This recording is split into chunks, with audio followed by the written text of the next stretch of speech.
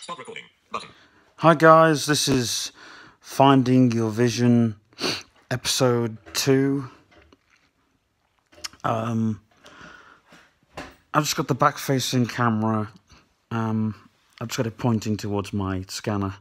Unfortunately, because I've got up late and everything, and I'm on my way out, and I'm just sort of getting ready to go out, kind of thing. I haven't got the presentation up, so you're just gonna have to look at the scanner and get used to me yapping, basically. So today we're doing Drive Your Own Vision, episode 2, which is motivation, which I don't have today. But I guess when you've got a vision, business needs drive. And when you look at the driving force, when you look at, say, Tony Robbins, and they discuss one thing in general, and that is basically they are discussing a purpose for the vision, which we didn't discuss last time, but we thought that we would touch on it this week, because you have to have drive for your vision, because if you don't, I mentioned blurry visions last time. Your vision's going to be blurred, and you will have a blurry vision.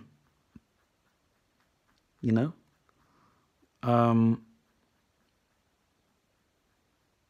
mean, look at all the things that fail. Look at all the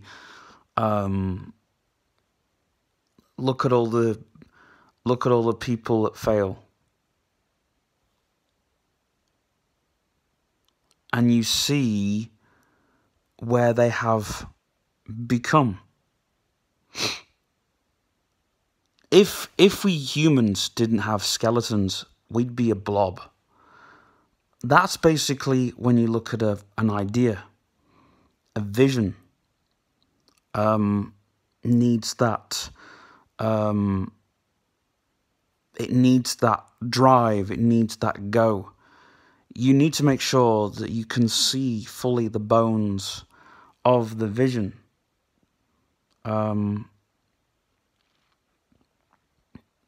mean, even the get-rich-quick people, their idea is not a total blob. It's just they don't build on their visions. We'll be discussing get-rich-quick people in this series because it's very important. But I also want to discuss something which comes to my point is intelligence, how much intelligence we have to drive our visions.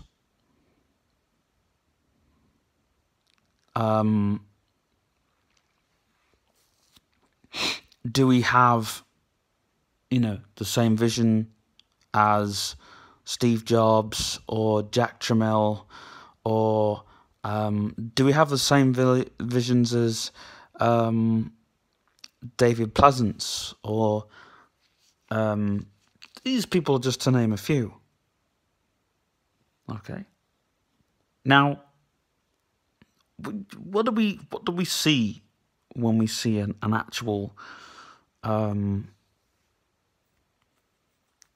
goal? Well, we see that the goals can be moved, and I discussed this in last week's episode. The goals can be moved, but usually we try and go for the goal that's the furthest away. Why can't we bring that goal nearer and make it a smaller goal instead of going for a huger goal? The get-rich-quick people, they go for the biggest goal possible. We'll be discussing goals, and we'll be discussing get-rich-quick people as well, because it's very important we discuss them. And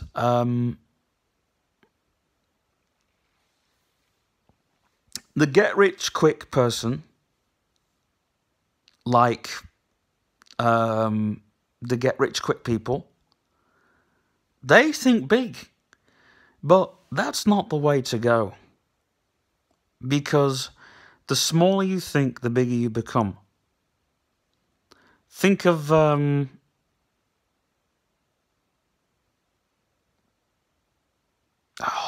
guy who done. Think of Alan Sugar and Richard Branson.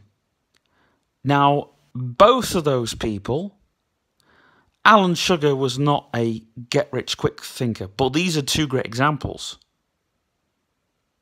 Alan Sugar was he was the person that worked small and got big, whereas Richard Branson was the start small, think big. He's the example of the get-rich-quick person, and still is. But the reason he's made success is because the size of his goals. Now, we can be get-rich-quick people, and I'll be doing some research when I do that video because I really want to touch on it. I think there's a lot of people out there that want to be the next get-rich-quick person. They want to be the next, I don't know. I mean, PewDiePie on YouTube, he is a great example of a get-rich-quick person. Because he's shot himself in the foot many a time, and still he is the biggest person on YouTube. He's still got, he still gets over 2,000 views. Low battery. Close. Button. What is it? YouTube. Back. Button. He still gets 1 million views alone doing what he does on YouTube, yet he doesn't, yet where's the success he's made?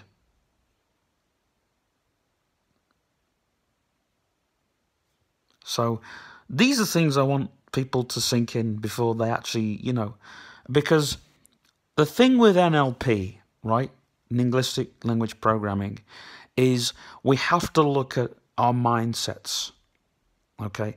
We have to, and I didn't touch on this too much last week because it got too much in, but because of my battery going and I'm in the middle of, you know, getting in a rush, I'll discuss this very briefly.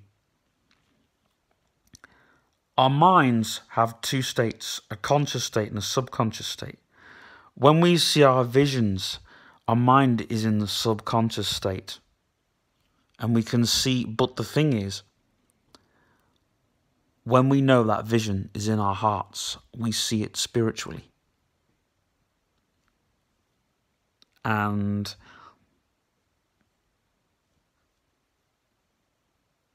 we are following the path that is very clear to us. Now, be aware, right? I want you to imagine a garden, right? And I want you to imagine that you don't cut the grass. I want you to imagine that in our minds, we have a garden, a lovely garden, okay? Now, our visions and dreams are like the bits of weeds that are growing. There's bits of weeds that are growing in those things. Those are the parts of the visions. And there'll always be voices